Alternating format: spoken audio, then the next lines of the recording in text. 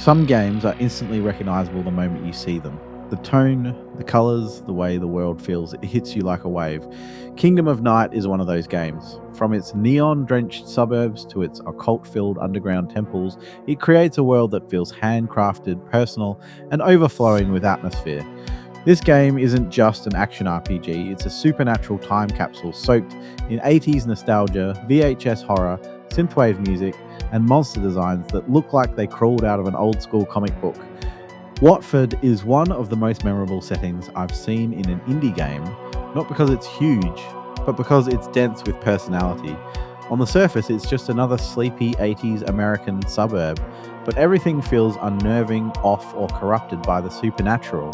Streetlights flicker in unnatural colors, abandoned cars hum with demonic energy, arcades glow with sickly neon hues. Even the houses feel alive with dread.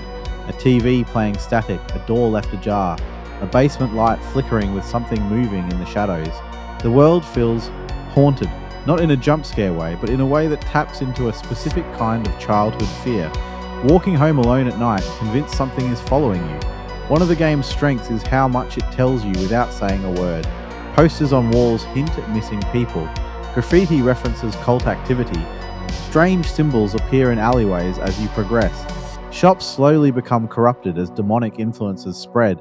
Watford evolves over time, subtly at first and then dramatically as the forces of night gain power. It's not just a backdrop, it's a character.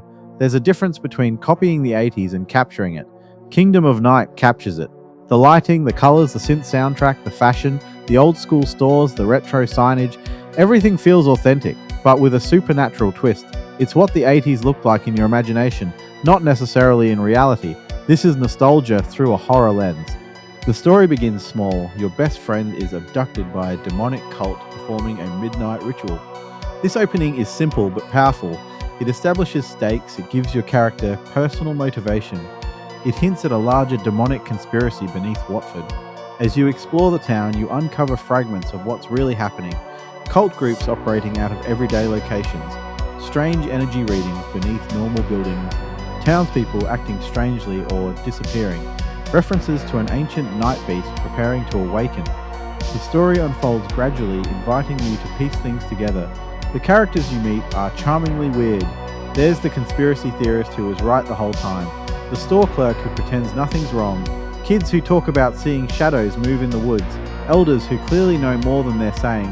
None of this is delivered heavy-handedly. It's subtle but meaningful. Eventually, you learn the truth. Watford sits on top of a long dormant supernatural gateway, and the cult's goal is to awaken the night beast and plunge the world into eternal darkness.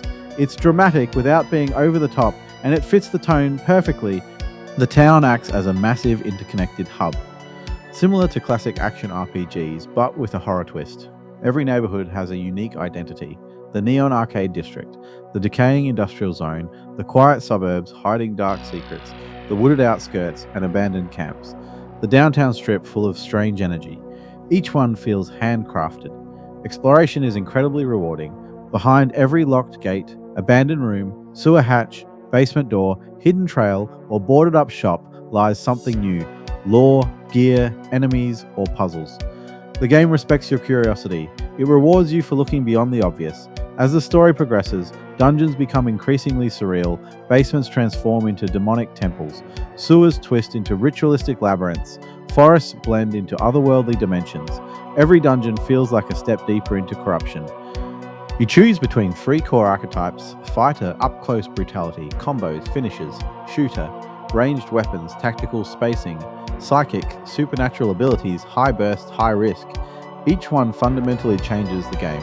Enemies come in dozens of types: fast, crawling demons, cultists casting support spells, floating spectral horrors, huge lumbering beasts, shadow creatures that split into smaller versions. Every enemy demands a different strategy. This is where Kingdom of Night shines. The boss encounters are cinematic without relying on cutscenes. They're fast, chaotic, brutal, and visually unforgettable. A demon consuming its own worshippers for power. A cult matriarch who summons illusions. A towering shadow beast that turns the screen red. A multi-phase abomination that grows new limbs mid-fight. Every boss feels like a big moment, As you level up, you unlock new moves that dramatically expand your options, not minor stat increases, actual abilities that redefine your combat flow. Gear comes in tiers, rarities, and elemental types, but in a way that never feels overwhelming. You can min max if you want, but you don't have to. The Synthwave soundtrack deserves its own section. It is atmospheric, pulsing, nostalgic, and perfectly matches the tone.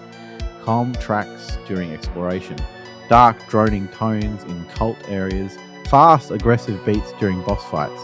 It's one of those soundtracks that sticks with you long after the game ends. This might be some of the best pixel art in an indie action RPG. Lighting effects make the world feel alive. Enemy designs are incredibly creative.